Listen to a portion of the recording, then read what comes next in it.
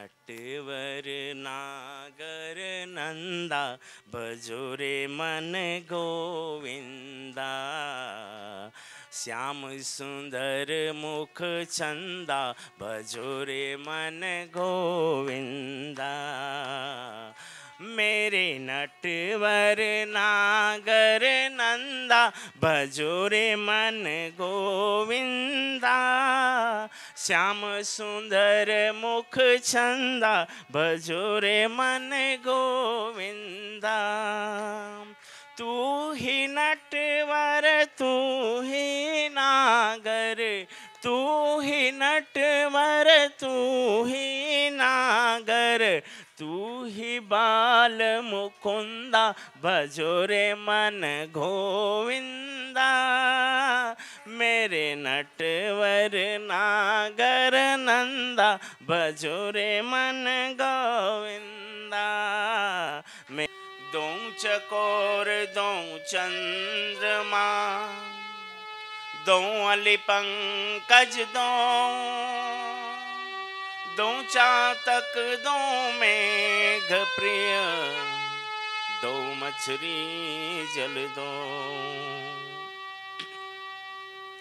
पद पंकज की टहलन जा कुंज महल विश्राम देव दया कर दीन को पूर्ण कर मन काम मौसम दमन और को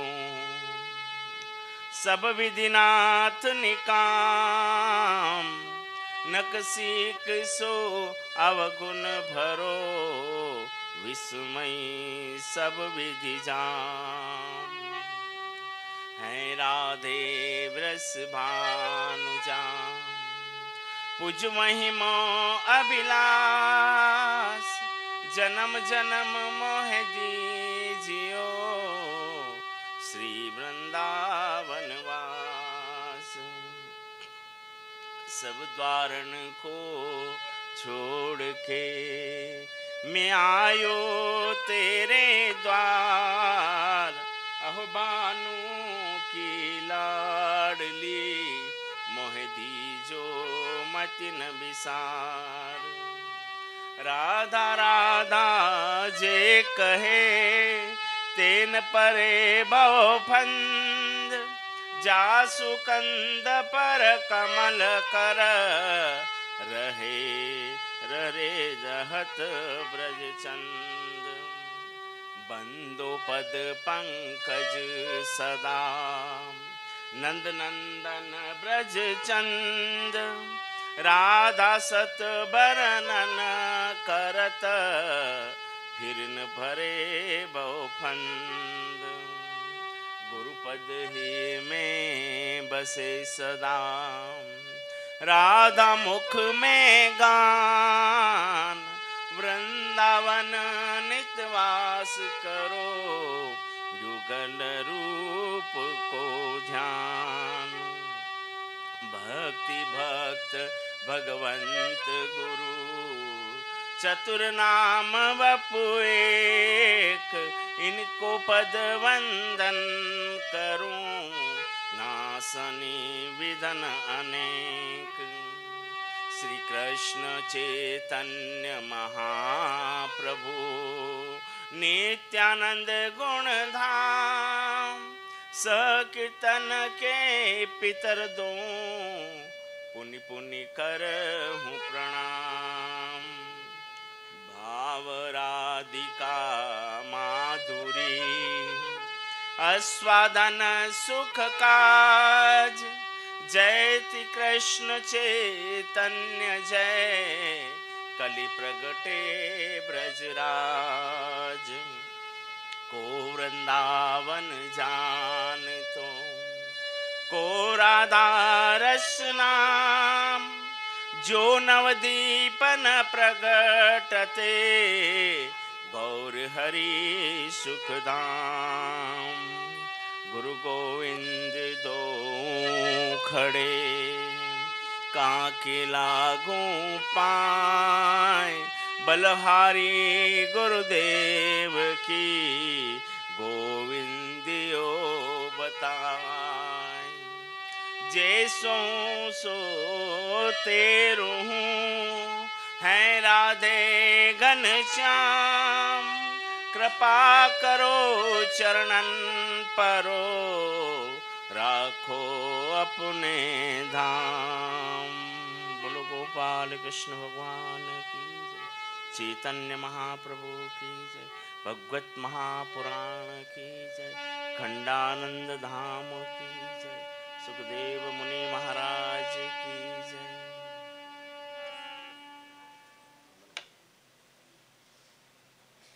श्री कृष्णायहं विद्वानास्यहं, शरीरशं कृतं पर्णिशं पुण्यात्मनं, विवानन्तं कारायहं विभावशनं सर्वलोचनायहं, सर्वं देवात्मनं देवं परिप्राणाय च नमस्कृतेः, नमस्तुतेः नमस्यं बृहस्पते। कल भगवान का जन्म हुआ। नंद जी गोकुल में भगवान को छोड़कर आए। वासुदेव जी गए, नंद के यहाँ छोड़ा। योग माया का आवरण वश सारा गांव गहरी नींद में डूबा हुआ था। वासुदेव जी गए। वासुदेव ने कृष्ण को यशोदा जी की गोद में रख दिया। बालिक का स्वरूप योग माया को वासुदेव जी वहाँ से लाए। वासुदेव जी ने सोचा कि अब भी उनका प्रारब्ध कर्म अभी बाकी शेष है। बोलो गोपाल कृष्ण भगवान की जय। वासुदेव सुखदेव मुनि कहते हैं कि हैं राजन, जब वासुदेव ने गोकुल में भगवान को छोड़ा और जब वहाँ से योग माया को लेकर आते हैं तो उनके मन में भाव विचार होते हैं कि अभी कहीं न कहीं मेरा प्रारब्ध बाकी है। तभी तो मैं भगवान को छोड़कर योग माया को लेकर आया हूँ। यहाँ कथा कहती है कि वासुदेव योग माया को टोकरी में बिठलाकर वापस जब कारागार में पहुँचे हैं तो ब्रह संबंध होने पर भी सारे संबंध टूट गए थे। अब माया आई तो बंधन फिर आ गए। जब परमात्मा आए तो सारे बंधन छूट गए, सब लोग सो गए और कोई रोक न सका। लेकिन जब पुनः नारायण को छोड़ा और जैसे ही माया को लेकर आए तो पुनः सारे बंधन बंध गए। यह माया और परमात्मा, इसका भाव सुखदेव मुनि कहते हैं कि जब परमात्मा साथ होंगे तो ये जितने भी सांसारिक बंधन हैं ये स्वतः छूट जाते हैं, कट जाते हैं।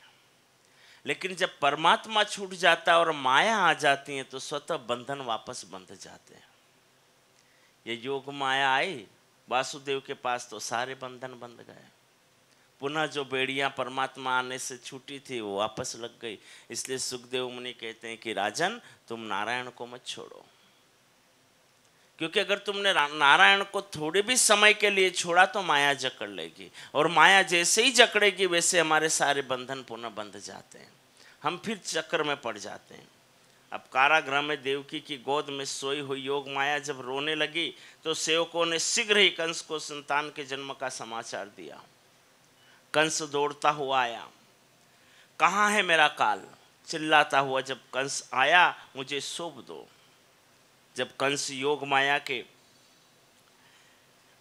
माया के पांव पकड़कर उसे देखने लगा तब उसके मन में कुछ क्षण तो विचार आया कि 8वीं संतान तो ये कन्या हुई है, अवश्य कुछ न कुछ नारायण की चाल है, क्योंकि 8वीं जो कन्या हुई है तो यह क्या मारेगी। लेकिन फिर भी उसने योग माया के पांव पकड़कर उन्हें ले जाया और जैसे ही उसने उसे पत्थर पर पटका तो वो योग माया उसके हाथ से छूटकर आकाश में चली गई और वहाँ से वो कहने लगी कि हे कंस, तू मुझे क्या मारता है, तुझे मारने वाला तो गोकुल में खेल रहा है। बोलो गोपाल कृष्ण भगवान की जय। इधर जन्माष्टमी के दिन आनंद जी ने 12 बजे तक जागरण किया। सांडिल्य जी कहते हैं कि सभी सो गए थे और गहरी नींद में जब डूब गए, बालकृष्ण जब नंद जी के घर में आए तब नंद बाबा सोए हुए थे। नंद बाबा ने स्वप्न में देखा कि कहीं कहीं बड़े बड़े ऋषि मुनि उनके आंगन में पधारे हुए हैं। नंद बाबा प्रातःकाल जागृत होने पर मन में कई संकल्प विकल्प करते हुए गौशाला में आए। वे स्वयं गौ सेवा करते थे, गायों को भी प्रेम से सेवा किया करते थे। उनका वंश जो गायों को भी पूर्ण रूप से सेवा या रोटी आदि दे, उनका वंश सदैव चलता रहता, ऐसा सुखदेव मुनि राजन से कहते हैं। नंद बाबा ने प्रार्थना की, हे नारायण दया करो, मेरे घर गायों के सेवक गोपाल कृष्ण का जन्म हुआ है। उसी समय बालकृष्ण ने लीला की। पीला चोला पहने हुए, कपाल पर कस्तूरी के तिलक वाले बालकृष्ण घुटनों के बल बढ़ते हुए गौशाला में ये सारा दृश्य एक स्वप्न के रूप में वो देख रहे हैं नंदराय जी।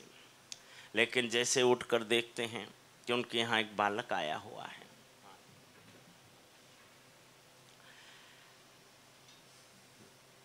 सुनंदा को यशोदा जी की गोद में बालकृष्ण की झांकी हुई, तब वो दौड़ती हुई गौशाला में भाई को खबर करने गई, भैया भैया लाला भयो हैं। आनंद ही आनंद हो गया। भगवान कृष्ण हृदय में आ गए। नंद जी ने यमुना जी में स्नान किया। आज जन्मोत्सव उपलक्ष्य में स्नान किया जा रहा है। कई वर्षों तक तपस्या करने पर भी महान ऋषि मुनियों का काम नष्ट न हुआ। भगवान निशेष न हुए और सब गोकुल में गायों का अवतरण लेकर आए। उन्होंने सोचा कि ब्रह्म स्वरूप होने पर मैं निष्काम भाव से यहाँ इस गोकुल में जन्म ले रहे हैं। गाँव का एक एक व्यक्ति को लगता है कि कन्हैया उसी का है। जब यहाँ कथा कहती है कि जब जन्म होता है, पूरे गोकुल में सुखदेव मुनि कहते हैं कि राजन,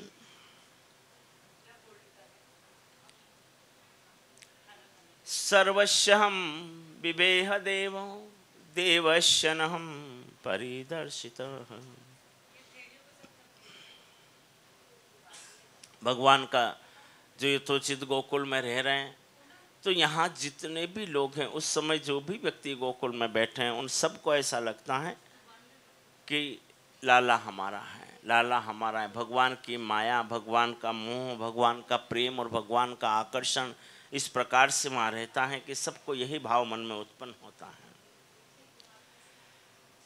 जीव जंतु, गाय, पशु, पक्षी, वृक्ष आदि सर्वस्व वहाँ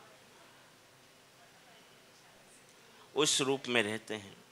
वाणी, वर्तन, व्यवहार, विचार सभी को आनंद देता है। यही नंद है, सभी का आनंद ही नंद है। और जब नंदराय जी हैं तो उनका व्यवहार, उनकी वाणी सर्वस्व आनंद से परिपूर्ण है। ज्ञानी का लक्षण यह है कि उसके व्यवहार से किसी को अशांति और उद्वेग न होने पाए। औरों के वर्तव्य से अपने मन को कभी अशांत और विचलित न करना। नंद बाबा सदा सर्वदा आनंद में रहते थे और औरों को आनंद देते थे। ऐसे आनंद के घर ही परमानंद पधारते हैं। सभी को आनंद न दिया जा सके तो कोई बात नहीं, किंतु दुख तो किसी को भी न दो। कोई दुखी हो जाए ऐसा कभी मत करना। नंद भी वही स्वभाव के थे कि उन्होंने सदैव दूसरों को आनंद दिया, इसलिए उनके यहाँ परमानंद की उपलब्धि हुई। शरीर मथुरा है और हृदय गोकुल है। नंद जीव हैं। इस शरीर को मथुरा बनाना, हृदय गोकुल में बाल कृष्ण को पधारना, मन को आसक्ति से बचाओगे तो शरीर मथुरा होगा और हृदय गोकुल होगा। पवित्र काया ही मथुरा है। मथुरा और मधुरा एक है। काम, सुख और संपत्ति मद है। दो मदों में जो अपने को बचाता है उसी का शरीर मथुरा बन जाता है। दो वस्तुओं में फंसा हुआ मन, इस मन को ही बचाना है। मनुष्य कई बार तन से तो काम सुख का त्याग करता है किंतु मन से नहीं करता। तन से तो त्याग करो किंतु मन से न करो तो वह त्याग दंभ मात्र है। इन दो वस्तुओं में माया है, इन दोनों से मन को बचाना है। दो वस्तुओं को प्रभु ने आसक्तिपूर्ण बताया है। इन दो आसक्तियों के मद का आकर्षण है धन और स्त्री। इन दो से सदैव हमें बचना है। संपत्ति, शक्ति, भोग, उपस्थिति होने पर भी मन को बचाए रखना ही सच्चा संयम है। धातुषु क्षीयमाणेषु शम कश्यम न जयते, परित्रायाम गदो दिवहि इति गोपोह भावक्तनं परितोषितं परिविशस्वने नमः। वासुदेव और देवकी 11 वर्ष तक प्रभु का ध्यान किया था। ध्यान करने वाले को यह भी भूल जाना चाहिए कि वे ध्यान कर रहा है, अपने पिता को और जगत को भूलकर ईश्वर भाव ही शेष रहे, तभी अद्वैत संपन्न होता है। देव और जगत का भान भूलकर जो ईश्वर भाव शेष रहता है वही अद्वैत है। संतों का जीवन पढ़ोगे तो ज्ञात होगा कि जिन्होंने जीवन भर कष्ट सहन किया है, सांसारिक व्यवहारों से तो बड़े बड़े दुखी रहे, किंतु उनका मन अविलिप्त रहता था। अपनी पत्नी की मृत्यु पर भी नरसिंह जी मेहता ने कभी शोक व्यक्त न किया और सदैव नारायण का चिंतन और ध्यान करते रहे। कथा कहती, सुखदेव मुनि कहते हैं कि हैं राजन, प्रातःकाल जब ध्यान प्रार्थना करने से परमात्मा तुम्हें सारा दिन पापों कर्मों से बचाएगा। प्रातःकाल में हृदय थोड़ा सा पिघलने पर सारा दिन आनंद से बीत जाएगा। यदि कुछ और न बन पाए तो आंखें बंद करके नंद महोत्सव का ध्यान धरिए, और भी मन शुद्ध होगा। वृंदावन में बहुत से संत नंद महोत्सव में 18 श्लोकों का नित्य पाठ करते हैं। नवमी के दिन यह महोत्सव होता है। भादो विधि द्वादशी के दिन भगवान शंकर गोकुल में पहली बार पधारे। कुछ समय के बाद भादव विधि द्वादशी के दिन भगवान शंकर गोकुल में आए थे। जब भगवान शंकर अपना पूर्ण वेश बनाकर जब गोकुल में आए और गोकुल में घूमने लगे, तो यह तो सुखदेव मुनि कहते हैं कि सब नारायण की लीलाओं के भाव तो हैं ही। शंकर योगेश्वर है और कृष्ण योगेश्वर है और कृष्ण योगेश्वर है। अब यहाँ योगेश्वर और योगेश्वर का मिलन हुआ है। भगवान शंकर निवृत्ति धर्म का आदर्श दिखाते हैं, तो श्री कृष्ण प्रवृत्ति धर्म का। बाहर से प्रवृत्ति और भीतर से निवृत्ति, सभी प्रवृत्ति करते हैं किंतु किसी की आवृत्ति में आसक्ति नहीं है। प्रवृत्ति करते हैं किंतु निवृत्ति की भी भांति। अब यहाँ भगवान शंकर कहते हैं कि जिस ब्रह्मानंद का स्वाद लेना है उसे थोड़ी बहुत निवृत्ति तो करनी पड़ेगी। शिव जी किसी भी गांव में बहुत समय तक नहीं रहते, क्योंकि शिव का मुख्य स्थान तो शमशान की भूमि है, लेकिन वो गोकुल में भ्रमण करते हैं क्योंकि उनको नारायण के दर्शन करना है, कृष्ण के दर्शन करना है, उनके भाव देखना है। अब यहाँ पर वो एक गोपी आती है और उस गोपी से कहते हैं कि जाओ तुम इस घर में जाकर यशोदा से कहो कि तुम्हारे लल्ला को कोई योगी आया है जो देखना चाहता है। वो गोपी जाती हैं और यशोदा से कहती है बाहर कोई योगी खड़ा हुआ है और तुम देख लो, उस वो लल्ला को चाहता है, देखना चाहता है, वो देखने के लिए आया है। अब यशोदा जी वहाँ से अपने घर के द्वार से देखती है और कहती है कि जाओ ये भिक्षा ले जाकर उस योगी को दे दो। वो भिक्षा लेकर जाती है। भगवान शिव मना कर देते हैं कि मुझे भिक्षा नहीं चाहिए। यशोदा माता और भिक्षा बढ़ा कर देती है, शायद योगी को भिक्षा कम दिखी होगी, थोड़ी ज़्यादा भिक्षा देती है, फिर वो लेकर जाती है। फिर भगवान कहते हैं कि नहीं मुझे भिक्षा नहीं चाहिए, तुम यशोदा से कह दो कि वो अपने लल्ला का मुझे सिर्फ दर्शन करा दे, मैं चला जाऊंगा। सुखदेव मुनि कहते हैं कि हैं राजन। जब वो जाती हैं तो यशोदा माता देखकर कहती हैं कि महात्मा मैं दर्शन तो करा दूं। भगवान शिव के पास जाती, कहती हैं तुम्हारे गले में सर्प हैं, तुम्हारे वेशभूषा ऐसी है जो डरावनी है, अगर मेरा लल्ला डर गया तो क्या होगा। लेकिन भगवान शिव जी कहते हैं तेरा लल्ला नहीं डरेगा, तो एक बार मुझे दिखा तो दे। काफी मनवार के बाद में जब भगवान शंकर भादो मास के कृष्ण पक्ष की द्वादशी के दिन जब श्री कृष्ण के दर्शन करने आए, तो योगी और योगेश्वर का जब मिलन हुआ तो शंकर अकेले ही थे। भक्तों में अच्छा संग न होता हो तो भक्ति कार्य में विक्षेप होती। भगवान किसी को लाए नहीं साथ में, पार्वती परिवार कुटुंब किसी को नहीं लेके आए। कथा कहती है कि भगवान अकेले आए थे। तो सुखदेव मुनि कहते हैं कि राजन, जब नारायण की भक्ति करना हो या नारायण का चिंतन करना हो, तो जैसे भगवान शिव अकेले गए, ऐसे हमें भी भगवान का चिंतन अकेले ही हो सकता है। अगर हम साथ लेकर चिंतन करने जाएंगे तो थोड़ी साथी की चिंता हो जाएगी। हम भक्ति के मार्ग में किसी का साथ लेंगे तो साथी में मन भटकने लगेगा और भक्ति से थोड़े दूर होंगे, वार्तालाप होने लगेगी। तो यहाँ पर भी भगवान शिव जो आए वो अकेले कृष्ण के दर्शन करने के लिए आए। औरों के साथ में आने से भक्ति का मार्ग थोड़ा भटक जाता है। लेकिन माता यशोदा जब लल्ला को लेकर आती हैं, भगवान देखते हैं, उनका दर्शन कर लेते हैं। फिर भगवान शिव कहते हैं कि यशोदा तुम्हारा लल्ला तो बड़ा अच्छा है, अगर तुम्हारी इच्छा और थोड़ी सी देर के लिए अगर तुम मुझे इसे अपनी गोदी में दे दो तो शायद मैं इसका भविष्य बता सकूँगा। जब ये बात होती है तो शंकर ने कहा मैं अकेला ही आया हूँ, मैं तुम्हें साथ ले चलूँगा तो दर्शन ध्यान में विक्षेप होगा। वो किसी को साथ न लेकर जब आ जाते हैं,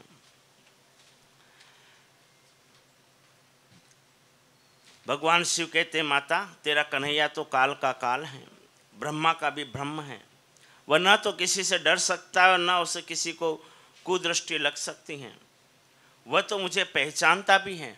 यशोदा कहती है कैसे बात कर रहे हैं आप, मेरा लल्ला तो नन्हा सा है, आप हट न करें। शिव जी कहते हैं मैं तेरे लाल के दर्शन किए बिना यहाँ से कैसे जा सकता हूँ। नंद बाबा के गांव के पास आज भी आशीश्वर महादेव का मंदिर है। शिव जी वहाँ लाला के दर्शन की आशा लगाए बैठे हैं। व्रत 84 की प्रदक्षिणा कम से कम एक बार जीवन में कर लेना चाहिए। इसमें सारी भगवान की लीलाओं का वर्णन जो श्रीमद् भागवत में आता है, जो आज के महत्तम में, वो पूर्ण हो जाता है। वहाँ शिव का मंदिर है। अब वहाँ पर भगवान शिव बैठे, यशोदा माता ने जब दर्शन किया, ठीक है, जब माता को विश्वास आ गया तो माता ने भगवान के हाथ में लल्ला को दिया। लल्ला को हाथ में लेते ही भगवान शिव कहते हैं कि तेरा लल्ला तो बड़ा राजा बनेगा, इसकी तो कई स्त्रियां होगी, कई पत्नियों का स्वामी होगा और ये बड़ा विद्वान ज्ञानी राज्य और सब प्रकार से होगा। इसमें तो सारे लक्षण नारायण के दिखते हैं। बोलो गोपाल कृष्ण भगवान की। सर्वशम परिनित्याय हम। इसके बाद में जब त्रयोदशी के दिन नंद जी एक बार समय मथुरा आए, चतुर्दशी के दिन मथुरा में पूतना आई। क्यों त्रयोदशी के दिन ये आए थे कंस के यहाँ कर देने के लिए, तो इनसे नंदराय जी से रहा नहीं गया, तो इन्होंने कह दिया वहाँ जब कंस को कर देने आए तो कि मेरे यहाँ लल्ला हुआ है। कंस को ये बात पता चली और कंस पहले तो विस्मित हो गया और बाद में ये दशा रही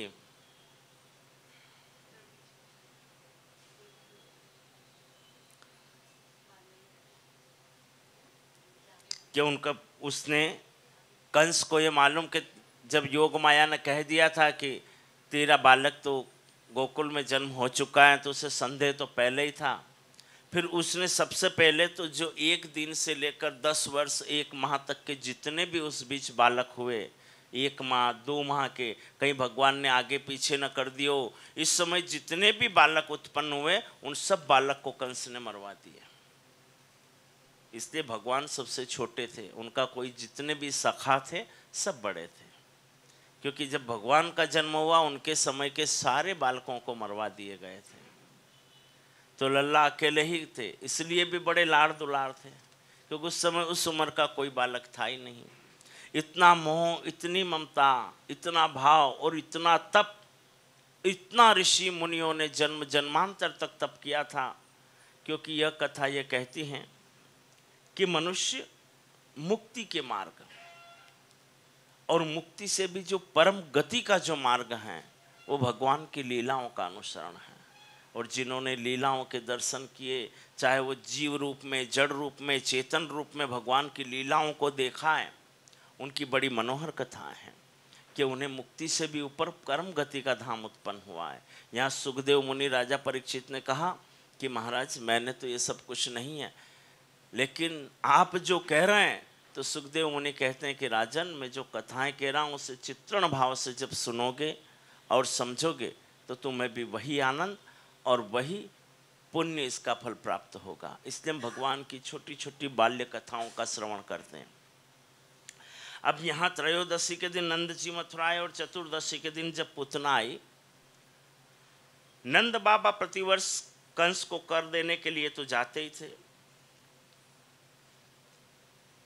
और वो सभी के रक्षण की रक्षा को करने वाले, किंतु फिर भी वो कंस को कर देने गए। कन्हैया यदि हमेशा के लिए हृदय गोकुल में बस जाए तो मन में एक आनंद आ जाता है।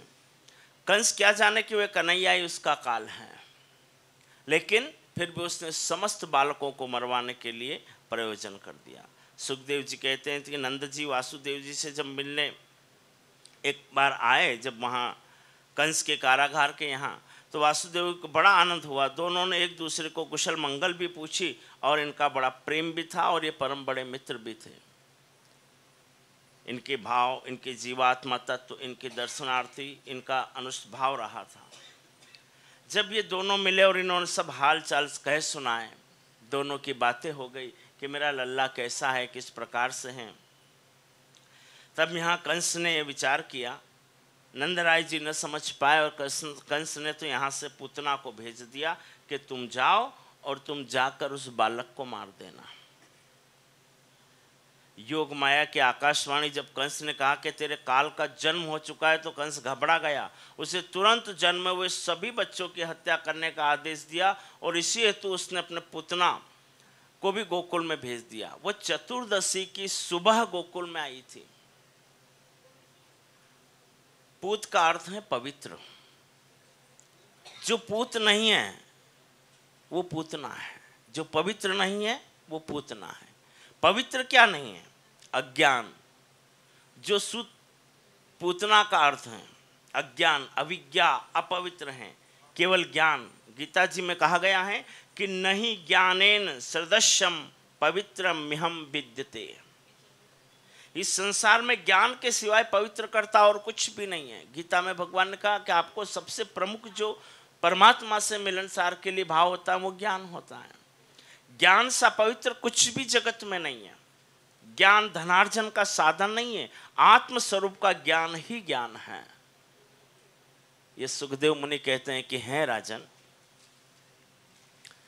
ज्ञान का प्रयोग सिर्फ धन पाना, निर्माण करना, सुख सुविधा या भौतिक सुविधाओं से जीवन को यापन करना ही नहीं होता।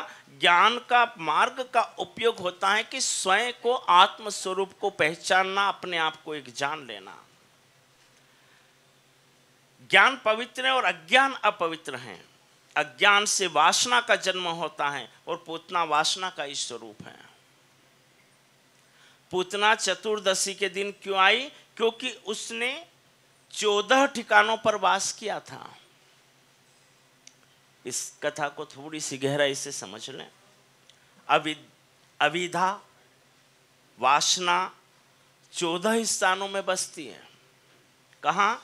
5 तो हमारी ज्ञानेंद्रियां हैं, 5 हमारी कामेंद्रियां हैं, मन, बुद्धि, चित्त और अहंकार, ये 14 स्थान हैं हमारे।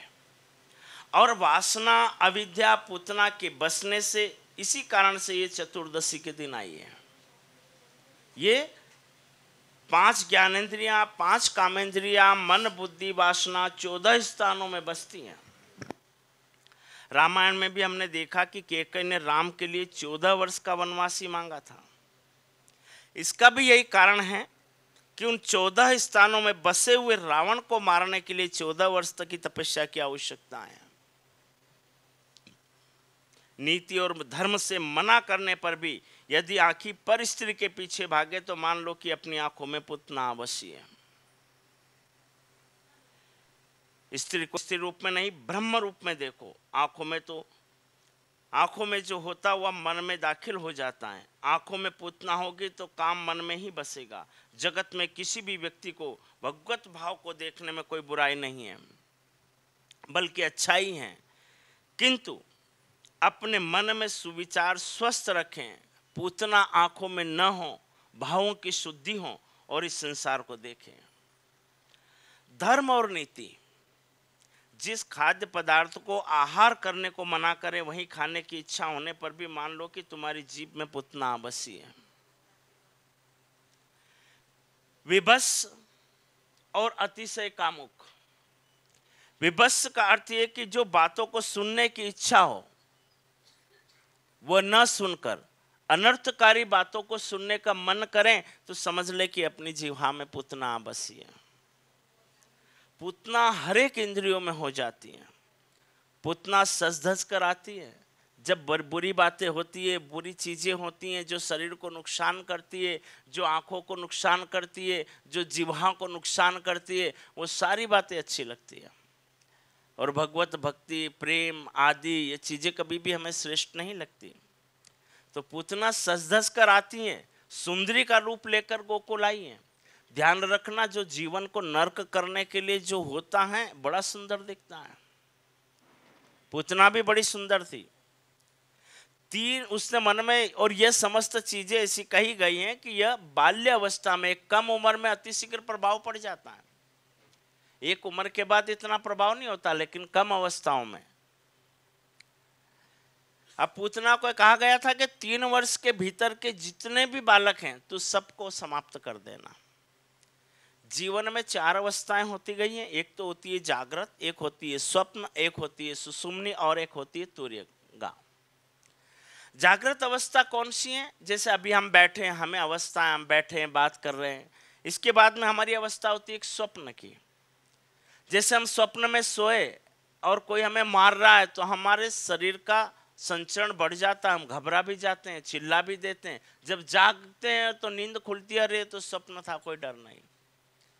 और स्वप्न की अवस्था ऐसी होती है कि एक अगर थोड़ी सी देर के लिए भी आंख में स्वप्न लगा या थोड़ी सी भी नींद आई तो उसमें पता चला कि हमारा तो विवाह भी हो गया, शादी भी हो गए, पत्नी भी मर गए, सब हो गया, लेकिन नींद खुली तो देखा कि झपकी तो 5 मिनट की लगी थी। तो स्वप्न की अवस्था और जागृत अवस्था में अंतर होता है, क्योंकि स्वप्न थोड़ी देर में बहुत लंबा हो सकता है, पता चले कि उस सारे स्वप्न को सुनाने में आधा घंटा लग गया, और नींद तो 10 मिनट की थी। तो ये स्वप्न की अवस्था। और जब हम स्वप्न से जैसे जागते हैं तो हम कहते हैं अरे ऐसा तो कुछ नहीं था। अवस्था कैसी? जागृत।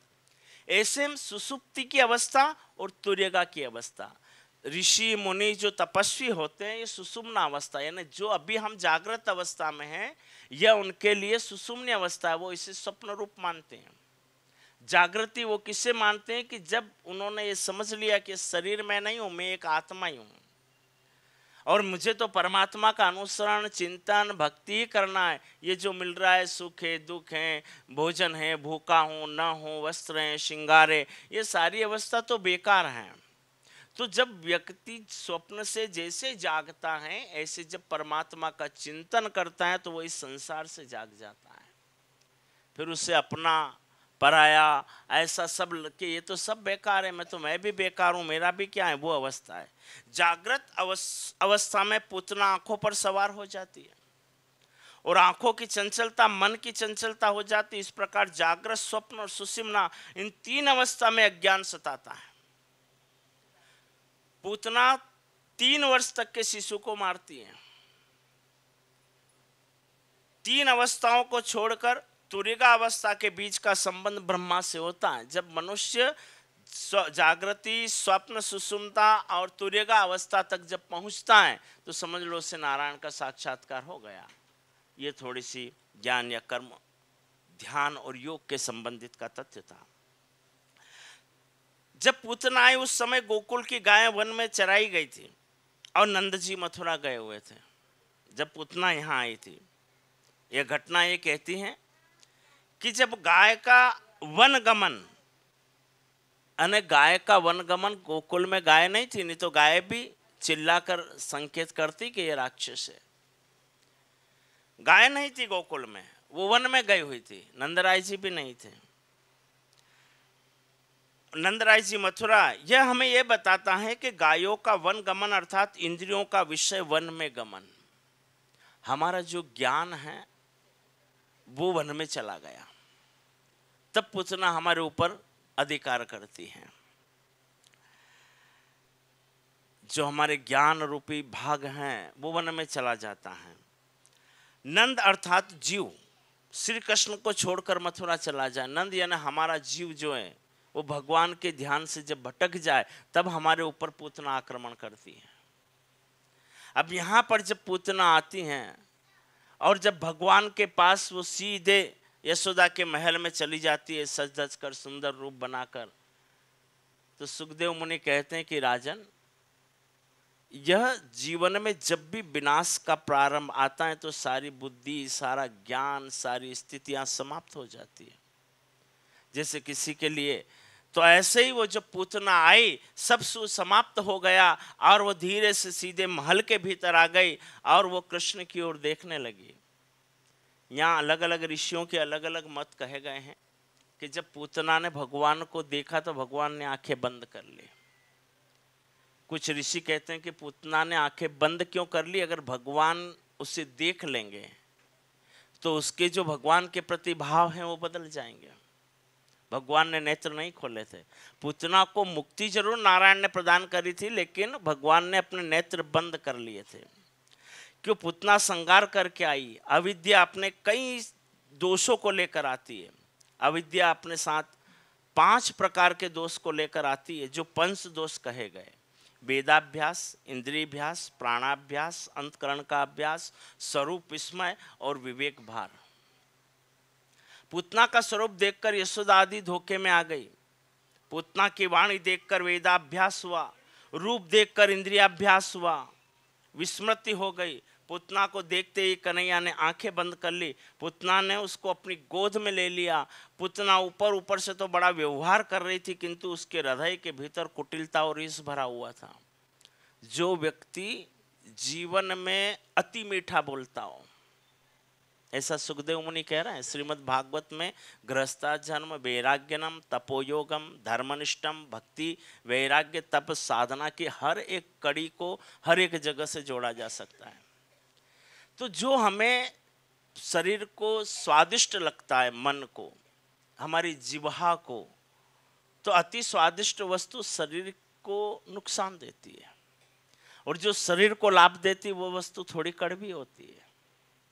रोग हो जाए तो औषधियां शरीर को लाभ देती है, रोग से दूर करती है, तो थोड़ी कड़वी होती है। इसलिए भी अगर हम माला फेरेंगे, जप करने बैठेंगे, तो थोड़ी देर में कुछ न कुछ शरीर में हलचल होगी, क्योंकि आदत में नहीं है माला। फिर भी मन सोचता है चलो आज माला मत करो, बड़ी तकलीफ है, आज कुछ मेहमान आ गए। तो भक्ति, हमने पूर्व भी ये कथा आई थी कि भक्ति से नारायण नहीं चाहता वो जल्दी से जुड़े। रावण का जो भाई था कुंभकर्ण, कुंभकर्ण की पत्नी का नाम था निंद्रा देवी। तो जब कुंभकर्ण आदि सब मर गए तो निंद्रा देवी राम के पास गई और कहने लगी, प्रभु अब मेरा क्या? तो उससे भगवान ने कहा कि तुम क्या चाहती हो, कहो। तो निंद्रा देवी ने कहा, प्रभु अब मेरे पास तो कुछ नहीं है, लेकिन मैं इतना सही है कि अब सारा सुख सारा आनंद आपसे ही है। इसलिए मैं तो आप मुझे इतनी सी जगह दे दिए कि जहां भी चिंतन आपका हो मैं वहां आ जाऊं। इसलिए जब भी भगवान का अनुसरण चिंतन होता है वो निंद्रा देवी आ जाती है, क्योंकि उसे भगवान ने वरदान दिया है। और यह कलयुग के लिए बराबर समक्ष भाव है, क्योंकि अन्य युग की बात तो हम नहीं करते, लेकिन कलयुग में श्रेष्ठता में बड़ा तकलीफ होती है, पीड़ाएं होती हैं। तो सबसे पहले यहाँ ये कहा गया है कि रिश्तेदार, नातेदार, मित्र, सगा संबंधी अच्छा कौन है? अच्छा वो है जो तुम्हारे अवगुण तुम्हारे मुख पर कह दे। श्रेष्ठ उसे समझना, अवगुण बता दे। अगर अपने अवगुण अपने को बता दे और उसने हमें अपने अवगुण दिखाए, तो हमें पता चला कि हम में यह अवगुण है, हम ऐसे हैं, हम ऐसे बोलते हैं, ऐसे चलते हैं। हमें वो बुरा तो लग रहा है, लेकिन वो अपने अवगुण बता रहा है। और वो मित्र, वो नातेदार, वो सखा, वो संबंधी, शत्रु कहा गया है जो अपने अवगुण न बताकर अवगुण को भी गुण में बदल कर बता दे। वो हमारा उद्धार नहीं चाहता। अब उतना को देखते ही भगवान ने आंखें बंद कर ली, क्योंकि भगवान तो समझ गए थे कि ये लाड़ प्यार कर रही है, सबको मुझे हिला रही है, तोक रही है, किसी को भ्रमित ना होने दे रही है, लेकिन ये मुझे विष पिलाने आई है। तो कुछ कथाएं में कहते हैं ऋषि मुनि कि नारायण ने इसलिए नेत्र को बंद कर लिए थे कि अब ये विष पिला रही हैं। तब में एक कथा कहती है कि नारायण ने अपनी दृष्टि पूतना को न दी, न देखा, और एक कथा कहती है कि भगवान उस समय शिव का चिंतन करने लगे कि शिव, इसके स्तन पर जहर हैं और अब आप आ जाओ और इस जहर को आप सोख लो। अलग अलग प्रकार से कथाओं का वर्णन है। किंतु हाँ, पूतना जब थी तो पूतना उसे लेकर अपने स्तन से लगा लेती हैं और भगवान को अपना स्तन पर जो विष लगा कर आई थी वो विष पिलाती हैं। नारायण नेत्र बंद करे रहते हैं कृष्ण, और उसके स्तन के साथ उसका पूरे शरीर का रक्त उसकी सारी शक्तियों को खींच लेते हैं।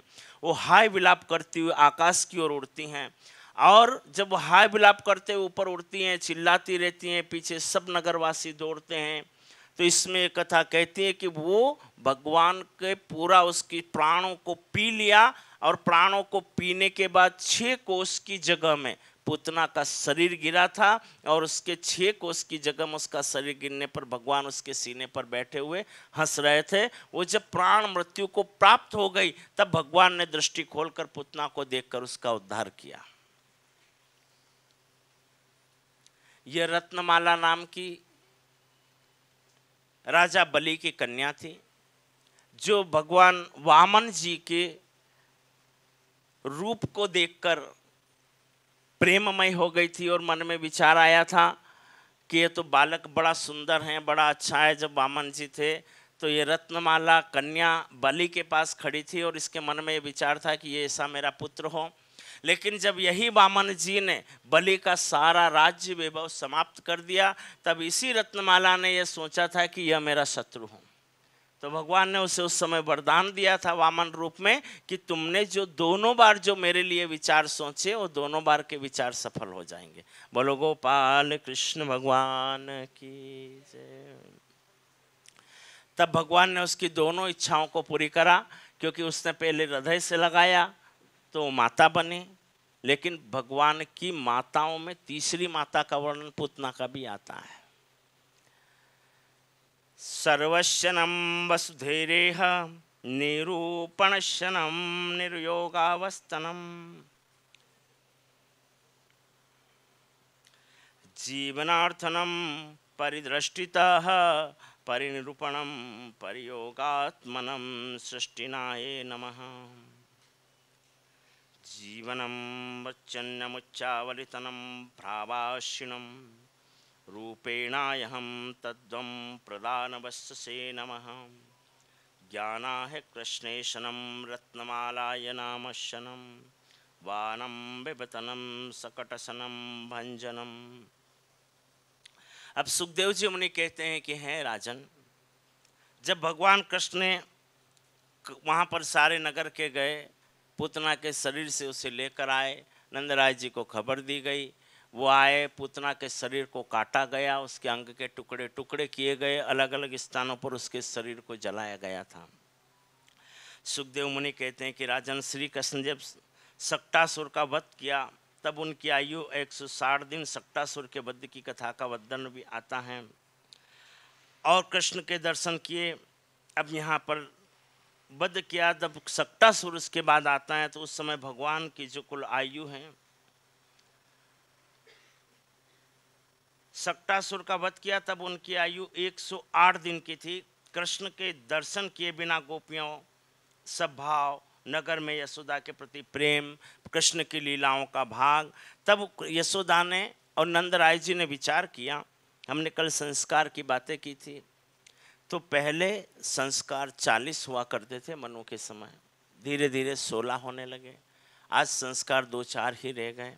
उस समय जब भगवान कृष्ण का समय काल था, उस समय अंग परिवर्तन नामक भी एक संस्कार होता था, जब बच्चा पहली बार करवट बदलता है। तो यहाँ पर इस संस्कार का नाम है कि लाला ने करवट बदलने पर अंग परिवर्तन नाम का उत्सव मनाया जाए। पहली बार जब भगवान ने करवट बदली अपने ही अंग से, 108 दिन की अवस्था की बात कही गई है, तो परमात्मा को घर में पधारने के बाद हमेशा उत्सव होता ही है। अब यहाँ तो इनको बड़ी देर अवस्था में पुत्र की प्राप्ति हुई थी, तो हर संस्कार करने की मन में इच्छाएं भी थी, और पूर्ण रूप से धन संपदा सर्वस्व था, तब नारायण भी थे। अब उत्सव के दिन उन्होंने क्या करा कि सब अपने अपने कार्य में लगे गए, और जब अपने अपने कार्य में इस प्रकार से लगे गए कि अब परमात्मा तो हैं, उत्सव तो करना ही है। भगवान श्री कृष्ण के उत्सव दिन मन, शक्ति और वाणी का सदुपयोग सदा करना चाहिए, अन्यथा सारे विवाद उत्सव में ही पैदा होते हैं। ध्यान रखना, परिवार कुटुंब में विद्रोह पैदा होता है तो शादी ब्याह में ही होते हैं, मिलन भी फिर होता है तो शादी ब्याह में ही होते हैं, सारे झगड़े शादी ब्याह व उत्सव में ही उत्पन्न हो जाते हैं। तो वाणी का सदुपयोग करना, उत्सवों में भगवान का स्मरण करना, उत्सव के दिन प्रभु की सेवा में ध्येयमान को भूलना चाहिए, अपनी आंखों में प्रभु के प्रेम, व्याकुलता आदि रहना चाहिए। उत्सव के दिन विद्वान, वेद ज्ञाता, चरित्रवान, ब्राह्मण आदि सबको बुलाया गया।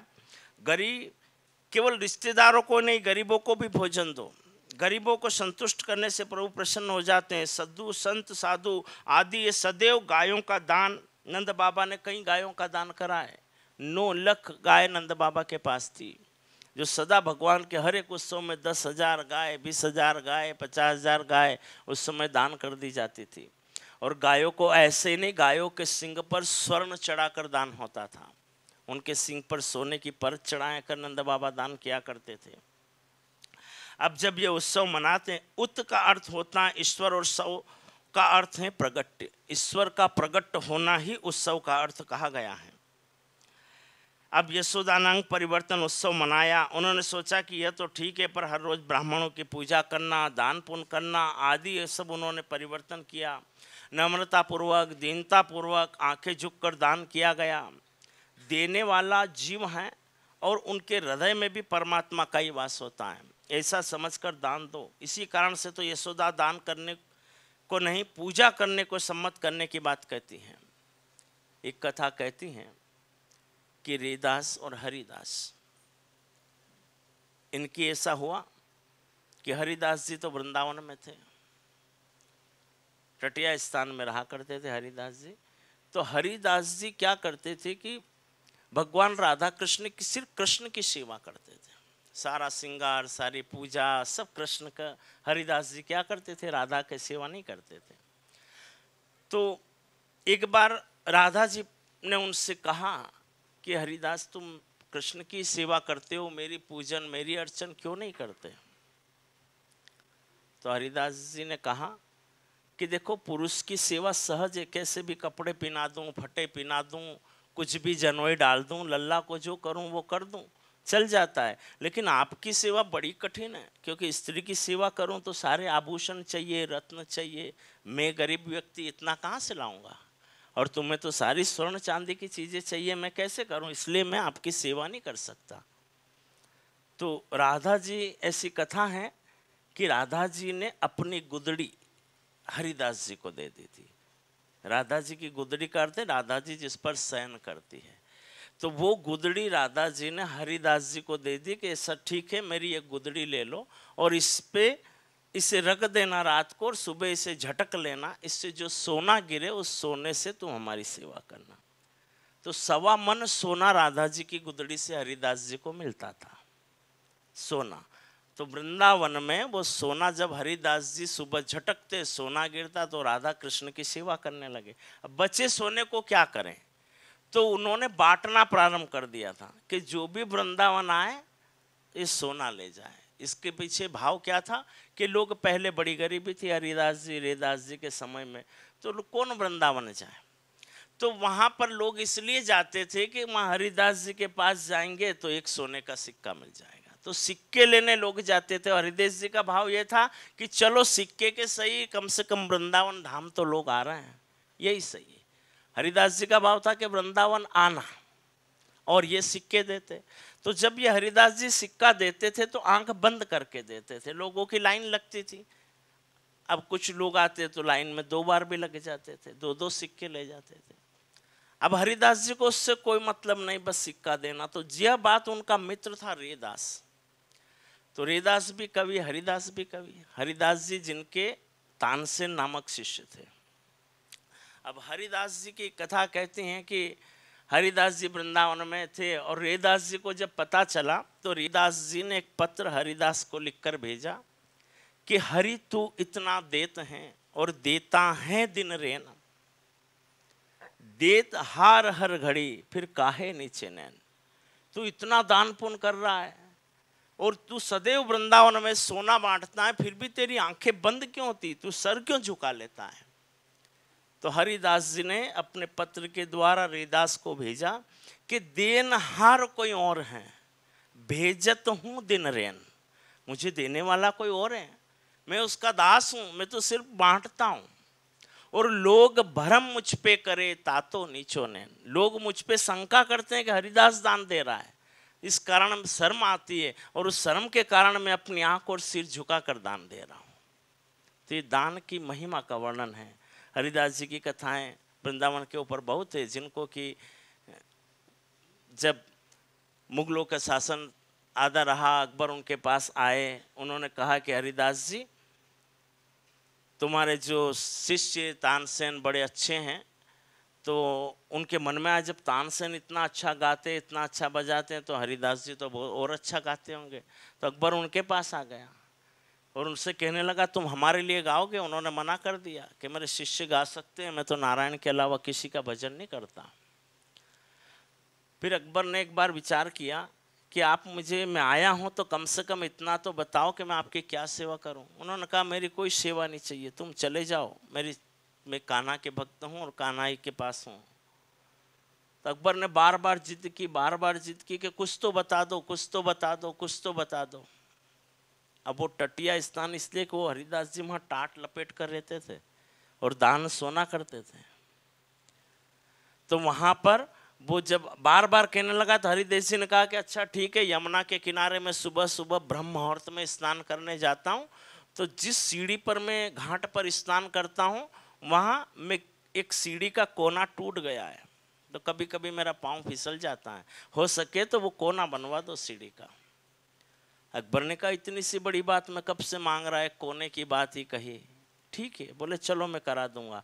उसने अपने इंजीनियरों को भेजा, विशेषज्ञों को भेजा, जाओ वृंदावन में देखो कौन सा घाट है जहाँ हरिदास जी नहाने जाते हैं और उसका जो कोना टूटा है, क्या पूरा यमुना का घाट तैयार कर दो। जब सारे उनके इंजीनियर वगैरह, सारे शिल्पकार वगैरह आए और जब उन्होंने देखा तो उन्होंने देखने पर राजा से कहा कि महाराज तुम उस घाट के कोने बनाने की इच्छा छोड़ दो। कि क्या हुआ, तो कुछ हरिदास जी जिस घाट पर नहाते हैं वहाँ इतने बहुमूल्य हीरे मोती से घाट बना है कि जो एक कोना टूटा हुआ हम देख कर आए उसमें तुम्हारी सारी रियासत बिक जाएगी। बोलो गोपाल कृष्ण भगवान की जय। तो ये भक्ति की लीलाएं हैं कि नारायण ने उस घाट को पूर्ण हीरे मोती से चमका दिया। इस टटिया स्थान पे जहाँ यमुना के घाट पर हरिदास जी नहाने जाते थे। ब्रज की कथाओं की अनंत लीलाओं के भाग हैं। अब यहाँ पर ये जो तृणासुर हैं ये आया, सर्वशनम प्रतियुक्तम। अब यशोदा एक एक करके अपनी गोपियों को आदर करने लगी, गोबल्लाओं को भी सुंदर कंठी देने लगी, और उन्होंने ध्यान न दिया कि बालक क्या कर रहा है। भगवान क्या करता है, जब हम संसार के उत्सव में खो जाते हैं तो भगवान आवाज देता है मेरे को याद कर लो, मेरे को भजन कर लो, अपन भूल जाते हैं। यहाँ भी कृष्ण ने वही किया कि यशोदा उत्सव में खोई हुई है, लेकिन लल्ला बैठे, लल्ला ने सोचा ये उत्सव में खो गई माई। भगवान रोने लगे एक बार, माता ने ठीक से देखा नहीं सुना नहीं, भगवान रोने लगे, लेकिन उन्हें नहीं सुना। यशोदा जी तो उत्सव में चली गई। बाद में देखा, भगवान ने कहा चलो कोई बात नहीं, तो उन्होंने एक गाड़ी पड़ी हुई है और उस गाड़ी छकड़े के नीचे भगवान को सुला दिया उठाकर। अब यहाँ कथा ये कहती है, सुखदेव मुनि कहते हैं कि हमें जीवन में नारायण को थोड़ी देर के लिए भी नहीं भूलना चाहिए और उनका चिंतन करते ही रहना चाहिए। अब ये प्रभु सेवा का कोई अंत ही नहीं है, देह विलय होने पर भी सेवा की समाप्ति नहीं होती है। सत्कर्म करना हो तो हमेशा असंतुष्ट ही रहो। जीते जी सेवा की समाप्ति करने वाला व्यक्ति सच्चा वैष्णव ही है। अब सटकासुर अपनी बहन पुतना की मृत्यु का बदला लेने के लिए उस वहाँ पर आ गया। भगवान गाड़ी के नीचे, छकड़े के नीचे बैठे हैं। फिर भगवान ने देखा कि सटकासुर आया हुआ है तो जोर से थोड़ा रोने लगे, चिल्लाने लगे और अपने उन्होंने पाँव से उस छकड़े को लात मारी, जिससे वो आकाश की ओर उड़ा और सटकासुर वहाँ से गिरा और उसकी मृत्यु हो गई। बोलो गोपाल कृष्ण भगवान की जय। इस प्रसंग में एक रहस्य है कि यदि हम भी प्रभु को अपनी सारी गाड़ी के नीचे रखेंगे, संसारी गाड़ी के नीचे रखेंगे, तो हमारी गाड़ी भी उलट होगी। यानी हम जैसे माता यशोदा ने बैलगाड़ी के नीचे रख दिया, पूरा महल था, राज्य था, वैभव था, 9 लाख गायें बांधने की जगह थी, लेकिन यहाँ भाव को, हर दृष्टांत एक भाव को केंद्रित करता है। योग दृष्टि से देखेंगे तो हम भी क्या करते हैं कि भगवान जो हमारे यहाँ जिस रूप में है, हम भूल जाते हैं, भोग नहीं लगाएं, पूजा न करें, हम खा लें, हम भूल गए।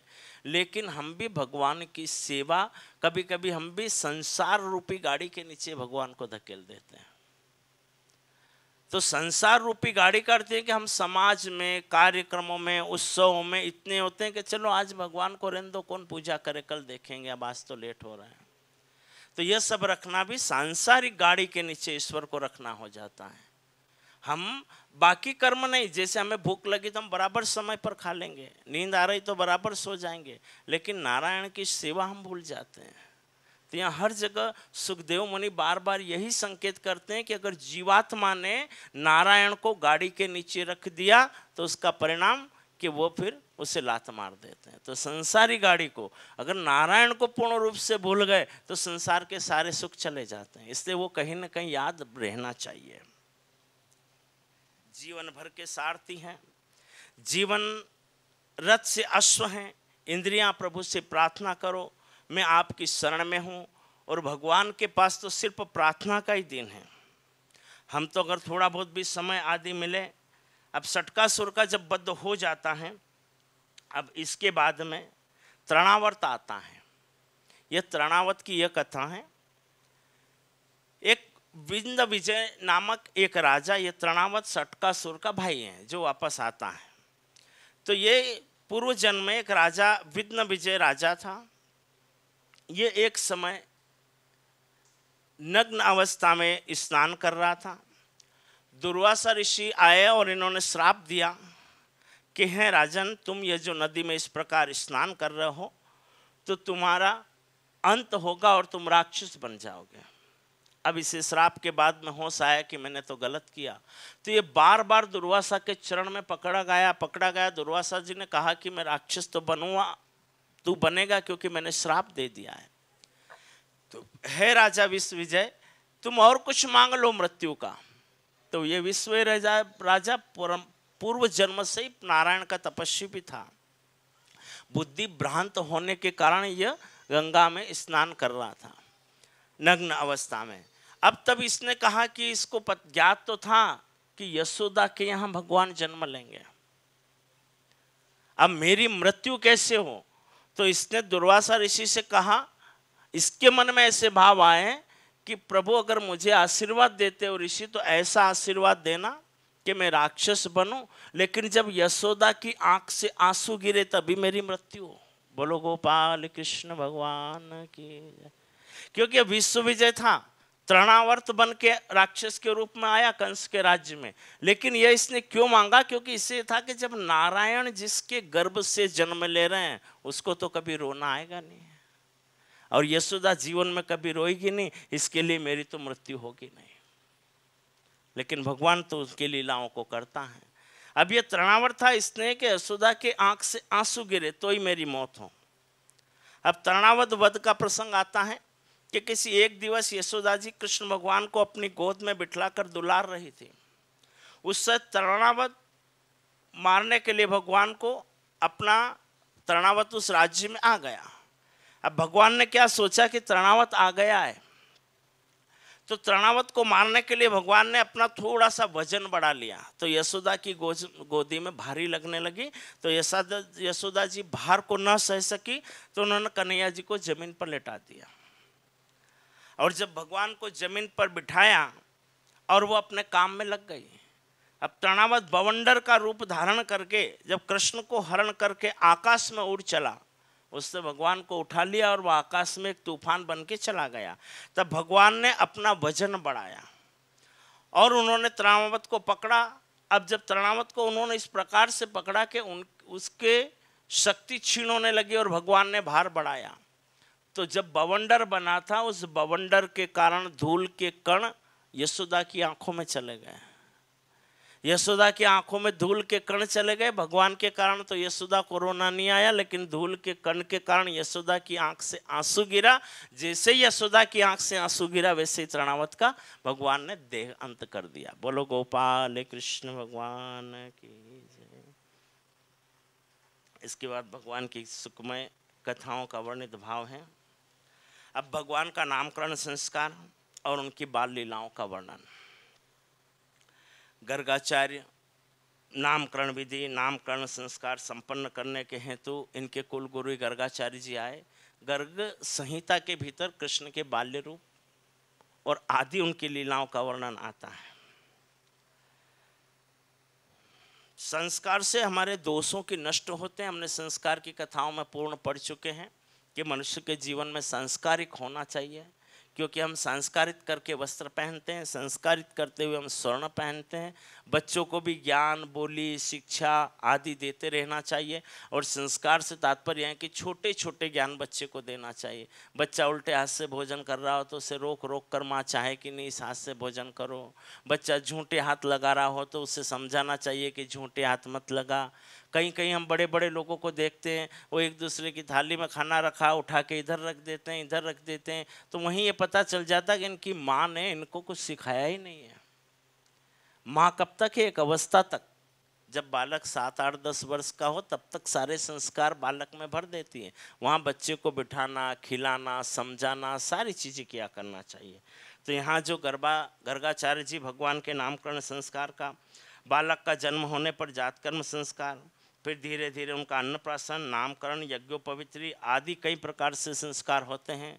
आज हम ये देख रहे हैं कि आज के समय में संस्कार व्यक्ति का नामकरण कर दिया, विवाह कर दिया और विद्यारंभ आदि कुछ हुए, नहीं तो सीधा अंतिम संस्कार।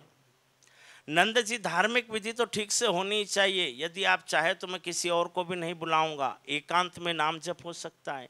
एकांत का भावार्थ है, हमने पूर्व भी कहा कि जो गृहस्थ संस्कार होता है जिसे प्राणी ग्रहण संस्कार कहते हैं। हम प्राणी ग्रहण संस्कार में उत्सव, उल्लास, स्थितियाँ, आज मेहंदी की विधि है, आज हल्दी की विधि है, सारी विधियों को बड़ी धूमधाम से मनाते हैं। लेकिन जब ये प्राणी ग्रहण संस्कार का यज्ञ हवन के द्वारा जो विधि होती है, उस विधि में हम थोड़ी सावधानी रखें। अगर पति या पत्नी में, स्त्री या पुरुष के गृहस्थ जीवन में अच्छी जोड़ी रहे, जीवन अच्छा रहे, इनके गृहस्थ जीवन में सुख रहे, आनंद रहे, अगर ऐसी भावना रखना हो तो जो उत्सव बड़े धूमधाम से मनाते हैं वो आप मनाइए। लेकिन जिसके कारण संस्कार से, जिन वेद मंत्रों के द्वारा इनके जीवन में देवता साक्षात होकर इनको वरदान देते हैं, वहाँ वेदों के मंत्रों के द्वारा प्राणी ग्रहण संस्कार ठीक से करवाना चाहिए।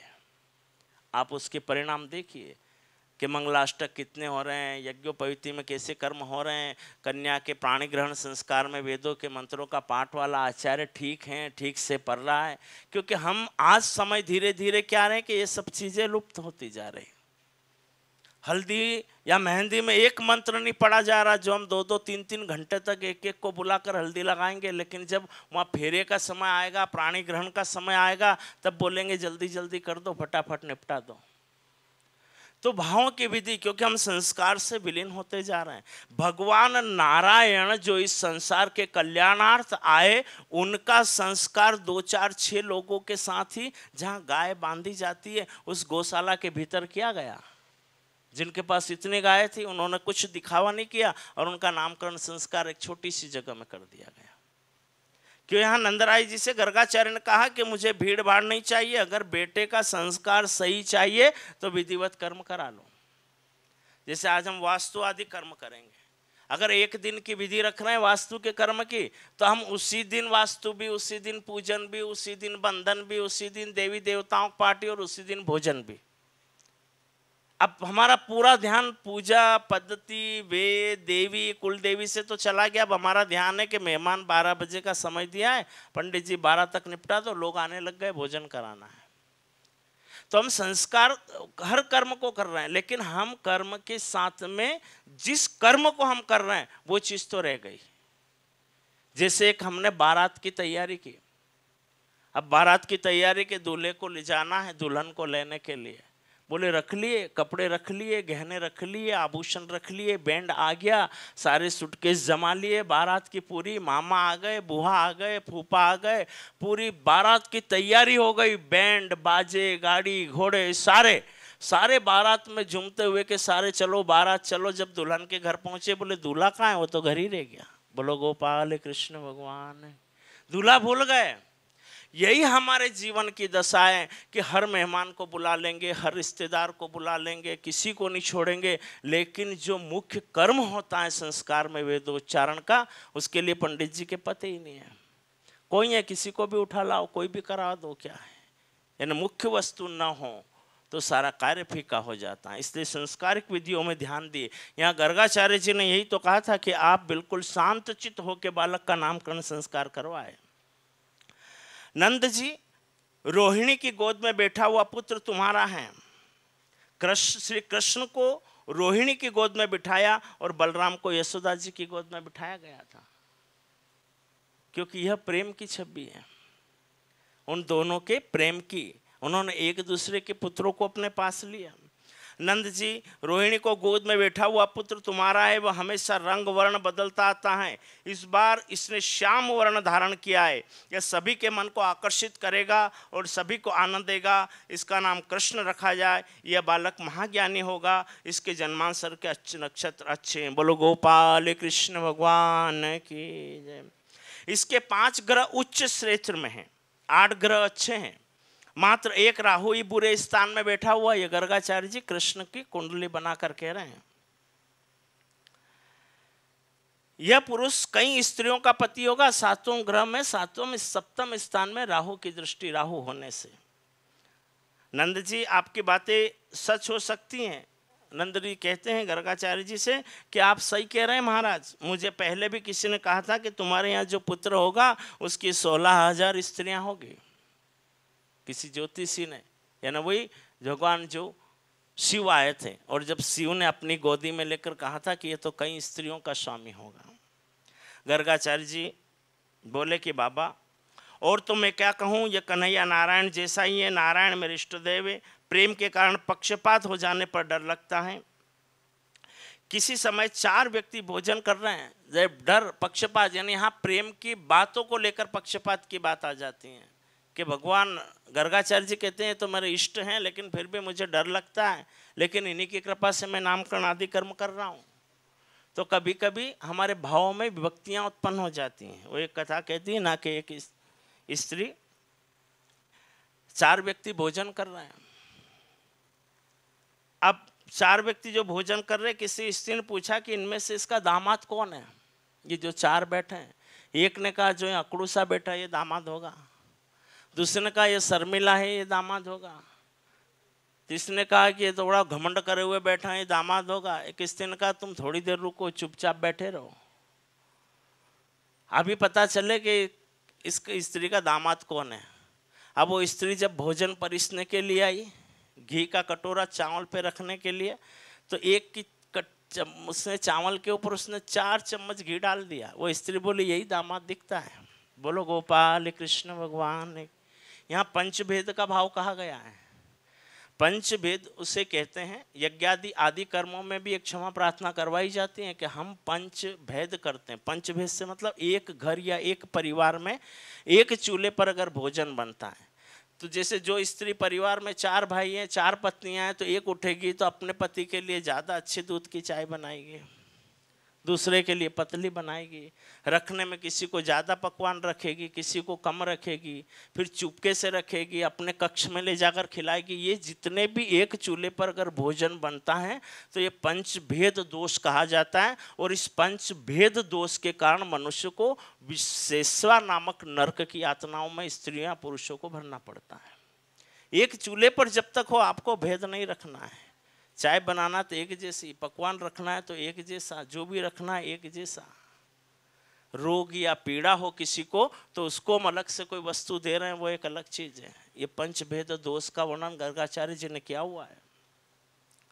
अब वैसे तो श्री नारायण में कोई अंतर नहीं है, पर सब बातों से मधुर आह्वान मात्र है। नारायण में 60 और मुरली मनोहर श्री कृष्ण में 64 गुण बताए गए हैं।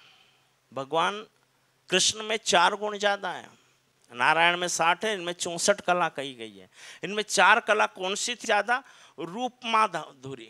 रूप माधुरी मतलब भगवान का जो रूप था ना, इतना सुंदर था कृष्ण का कि नारायण से ज्यादा। नारायण के तो 4 हाथ है तो आदमी डरता है, अरे 4 हैं। रूप इतना है कि पूरे नीले हो रहे हैं, लेकिन कृष्ण के तो 2 हाथ हैं और अति सुंदर हैं। लीला माधुरी, भगवान ने लीलाएं पल पल पे करते रहे। वेग माधुरी और प्रिया माधुरी, ये 4 गुण 64 कलाएं भगवान में थी। तो श्री कृष्ण में 4 गुण ज्यादा, इसलिए ब्रजवासी कहते हैं, वैष्णवी लोग कहते हैं कि हम जो कुछ कहते हैं ना कि कृष्ण नारायण जैसे हैं, तो वैष्णवियों को बड़ा बुरा लगता है कि कृष्ण नारायण से, जो हमारा कृष्ण है, हमारा केशव नारायण से अच्छा है, तो कृष्ण की तुलना तुम नारायण से मत करो, क्योंकि नारायण उतना श्रेष्ठ नहीं है जितना हमारा कृष्ण श्रेष्ठ है। तो यहां तुलनाओं का, गोकुल में एक नववधी स्त्री आई थी और यहाँ पर बलराम जी के नामकरण में उन्होंने कहा कि ये बल से परिपूर्ण होगा, इसमें अथाह शक्ति और सामर्थ्य होगा, इसलिए इस बालक का नाम बलराम होगा।